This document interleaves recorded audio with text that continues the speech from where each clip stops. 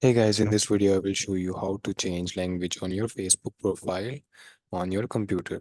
So first head over to your profile icon on the top right corner of the screen and then click on settings and privacy, settings,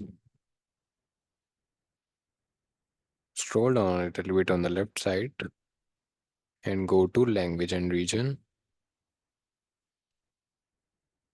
Here you can see this option account language. By default it is English, United Kingdom. Just click on this and you will see a bunch of options here.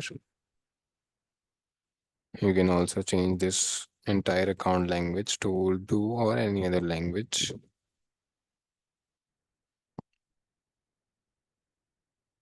As you can see, the whole language has been changed to Urdu. So if you want to change it back to English, you just have to click on it again and then click on English